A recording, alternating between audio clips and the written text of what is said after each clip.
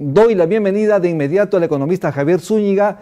¿Cómo estás, Javier? Buen día. ¿Cómo estás? Bienvenido a LR Más Economía.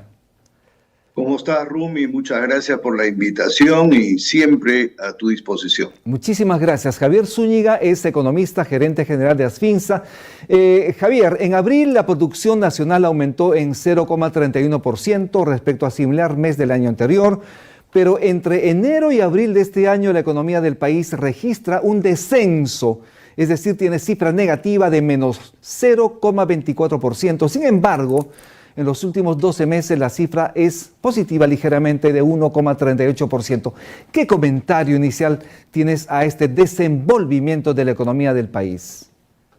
Bueno, el primer trimestre o el primer cuatrimestre tuvo el efecto negativo de las manifestaciones políticas y para el norte del país el ciclón Yaku, que para algunos departamentos, háblese Trujillo, Lambayeque y Piura, los efectos fueron verdaderamente fuertes. Eso determinó que el primer cuatrimestre el resultado todavía sea negativo y como tú bien dices, si es que se hace un análisis de los últimos 12 meses, el nivel de crecimiento es 1,38, que sigue siendo muy poco, ¿no? Con 1,38 no corregimos expectativas, no corregimos pobreza, y lógicamente creería yo que con esos resultados caminaríamos a un nivel, en una situación optimista al final del año de 2,4 y en una posición conservadora de 2%. Vamos a desglosar justamente estas cifras que nos estás indicando con este cuadro que vamos a ver en pantalla. Este es un gráfico interesante, estamos viendo una línea roja. En el lado superior izquierdo estamos viendo el comportamiento del PBI, del crecimiento del PBI año por año. Estamos viendo, por ejemplo, una caída abismal en el año 2020, donde la economía peruana se desplomó prácticamente a menos 11,12%, luego para tener una recuperación, un rebote, un efecto rebote que se llama así, de 13,3% para el año 2021. Y el año 2022 hemos cerrado con un crecimiento de 2,68% y justamente en esos niveles tan bajos que tú has señalado, estamos viendo entonces este inicial, digamos, comportamiento de la economía, obviamente impactado, marcado por choques internos y también externos. ¿Es así, Javier? Por supuesto.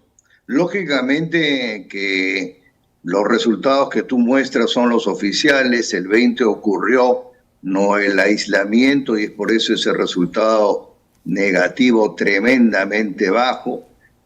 En el año 21 crece por efecto de rebote estadístico, en el año 22 se crece 2,68, como tú bien dices, y en el presente año en condiciones optimistas 2,4, en condiciones conservadoras 2, en condiciones poco optimistas 1,8, 1,7. Así es. ¿Qué quiero decir con este resultado? Que si bien es bajo, es mejor que los Estados Unidos, es mejor que Alemania, es mejor que España, es mejor que Chile, es mejor que Colombia. Entonces, este año es un año en donde la economía en general en el mundo crecería 2,8 porque Asia sigue creciendo por niveles de 5%, pero para América Latina y para algunos países de Europa la economía peruana podría tener pues un resultado bajo, pero mejor que la de muchos países del mundo. Así es. Vamos a ver también nuevamente el mismo cuadro, por favor, lo vamos a poner en pantalla. En el lado superior derecho están las previsiones de crecimiento para la economía del país. Este año 2023, el Ministerio de Economía y Finanzas estima que la economía peruana cerrará en 2,5%, pero el Banco Central de Reserva tiene un menor estimado de crecimiento de 2,2%. Ahora, el Banco Mundial, el Fondo Monetario Internacional y la CEPAL coinciden con el Banco Central estimando que el crecimiento sería de 2,2%. Difiere un poco la CEPAL, que cree que el Perú, podría crecer solo 2%, mientras que la OCDE, donde el Perú desea ingresar, estima un menor crecimiento, es decir, 1,7%, mientras algunos bancos como Scotiabank, por ejemplo, considera que el país crecerá solo 1,4%, Credit Corp 1,3% y así sucesivamente. Desde tu visión de macroeconomistas, ¿cómo cerraremos el año? ¿Estaremos por un poco más de 2%, un poco menos de 2%? ¿Nos ajustaremos a lo que señalan los bancos privados en este momento debido obviamente a las condiciones complicadas que se vienen? Yo creería que estaríamos alrededor de un 2%, estamos hablando julio, falta técnicamente no 5 meses, no de operaciones, pero creo yo que si la incertidumbre política se reduce a la menor expresión, es decir, la incertidumbre local, en donde el Ejecutivo y el Legislativo toman la decisión de trabajar de manera conjunta, yo creería que podríamos llegar a un nivel cercano a 2,4. Pero para eso habría que rezarle al Señor de los Milagros, porque lo que veo es que uno camina para un lado y el otro para otro. Definitivamente la situación es complicada por la parte social y por la parte política. Vamos a seguir con este cuadro analizándolo, por favor, lo vemos en pantalla. Sabemos que si no hay crecimiento, hay menor recaudación tributaria. Si no hay crecimiento o poco crecimiento, la generación de empleo es muy débil. Veamos justamente, son 5.161.700 personas que están ocupadas en el país, pero según el INEI, estamos viendo ese círculo de abajo en rojo y azul justamente, allí estamos viendo que 2.947.300 son personas adecuadamente empleados. Hay que indicar, sin embargo, estos 2.947.000 representa 5,6% menos que el registrado el año 2019, año prepandemia. Pero también hacia el lado derecho estamos viendo que son 2.283.600 personas que están en calidad de subempleados, y esto obviamente es mayor en casi 27% respecto al año 2019, año prepandemia, y de esa cantidad de personas subempleadas, 1.700.000 peruanos ganan menos que el promedio, menos de un sueldo mínimo. ¿Qué comentario tienes al respecto al empleo, respecto al trabajo, Javier? Este es un resultado lamentable, ¿no? Me da muchísima pena observar que pasan los años y no logramos el mismo nivel de prepandemia, y este es el resultado, 1, de un crecimiento bajo, 2, de una incertidumbre política, ¿no?, que afecta decididamente a la inversión extranjera directa, ¿no? Y esos dos elementos hacen pues que el trabajador, que el peruano busque alternativas diferentes, alternativas de trabajar en cualquier actividad, en el sector informal, o trabajar mucho menos, ¿no?, que recibir el sueldo mínimo vital, pero trabajar. Y esto determina de que la situación no se corrija.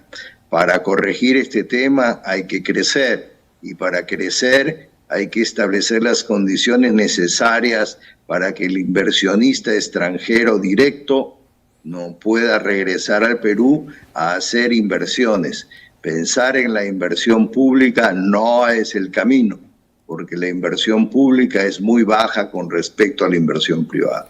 Hay que tener en cuenta, Javier, que tanto la inversión pública como la inversión privada es importante en el país, y vamos a ver el mismo cuadro que hemos mostrado hace un momento, que es justamente nos da la radiografía de la economía peruana, donde vemos en el lado inferior izquierdo, donde se señala lo siguiente: ¿cómo le irá a la inversión privada y pública este año?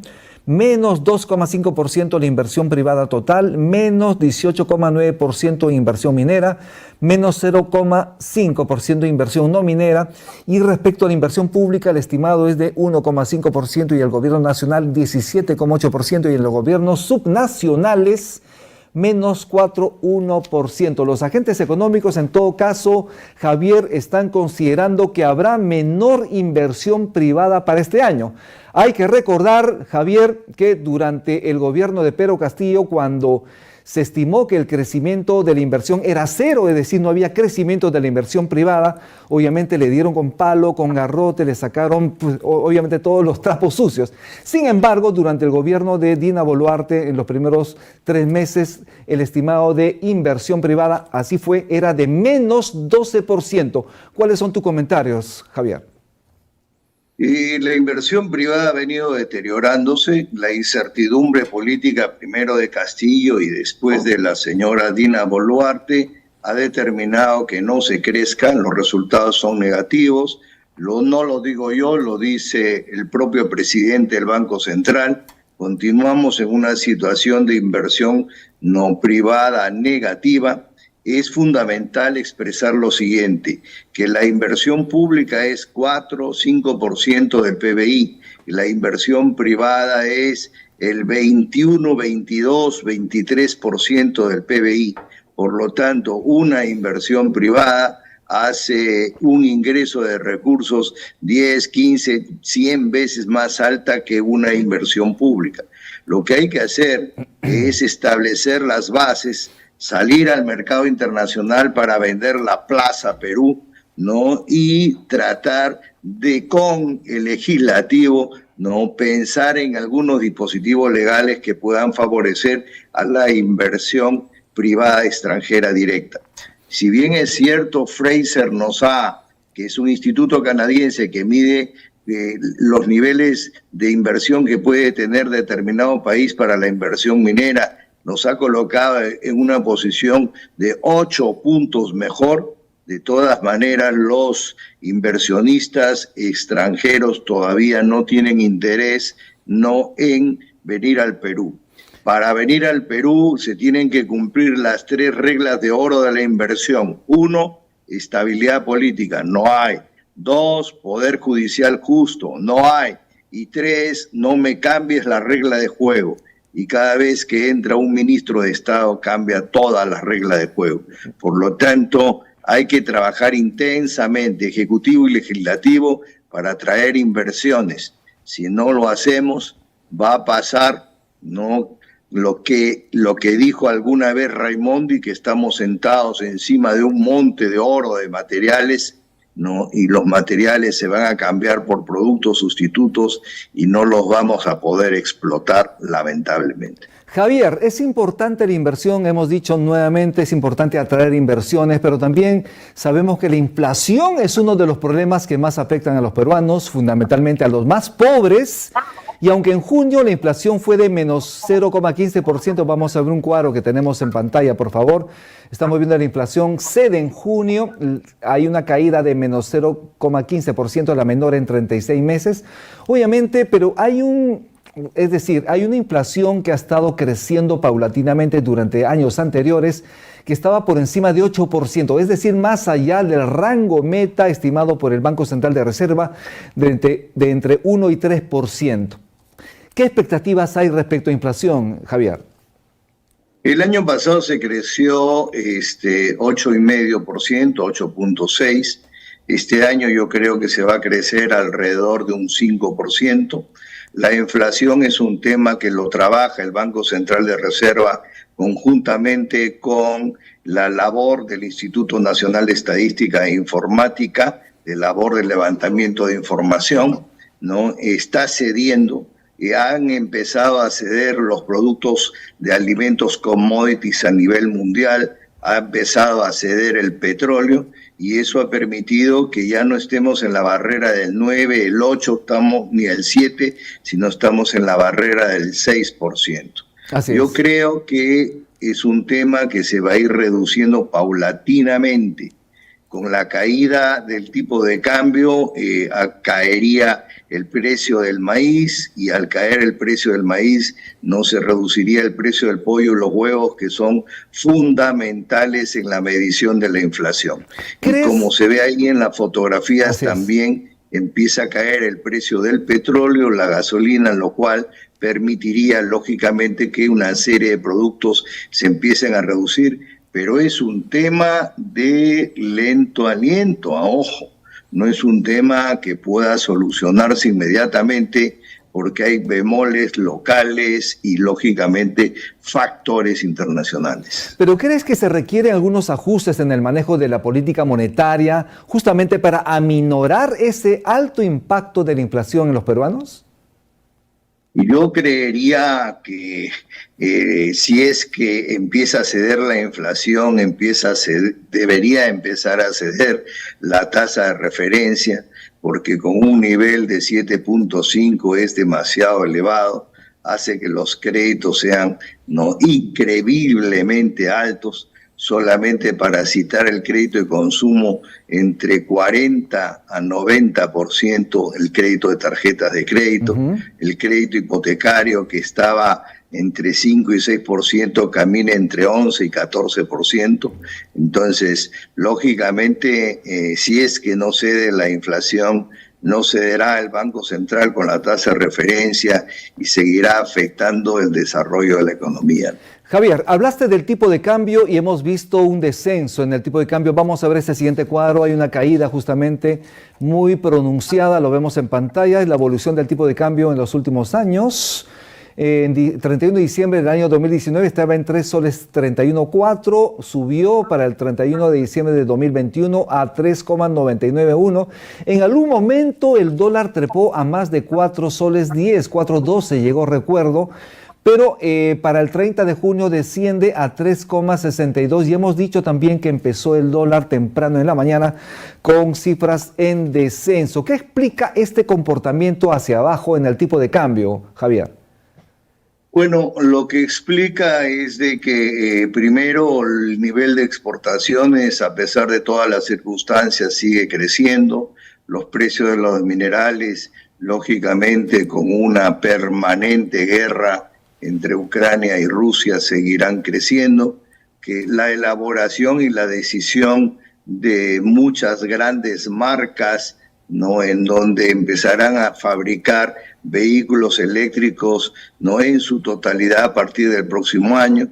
El caso de Noruega y Dinamarca, que a partir del año 25 todos los vehículos serán eléctricos, son decisiones que llevan a que los precios de los minerales suban. Eso genera mayor volumen de ingresos.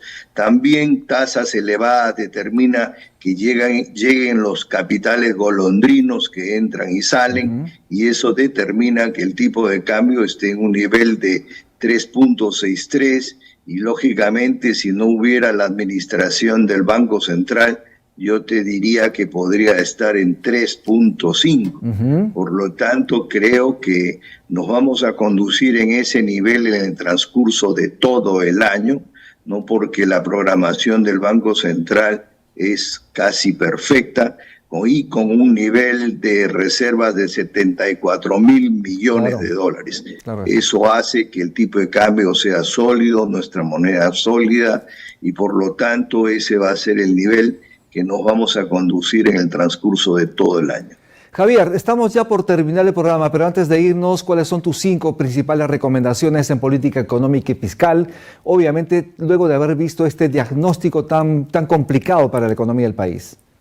Lo primero es trabajar intensamente en el tema de inversión extranjera directa, no tanto en la inversión pública, porque la pública sigue caminando de manera tranquila, ¿no? Que el presidente del Consejo de Ministros con el presidente del Banco Central y el presidente de la Bolsa de Valores y algunos empresarios salgan, ¿no?, a distintas plazas, llámese Madrid, Londres, Nueva York, San Francisco, Pekín o Shanghái, para vender la Plaza Perú, ¿no? Luego que hay que continuar con el criterio de mantener un déficit fiscal del 2%, para de esa manera dar tranquilidad a la economía.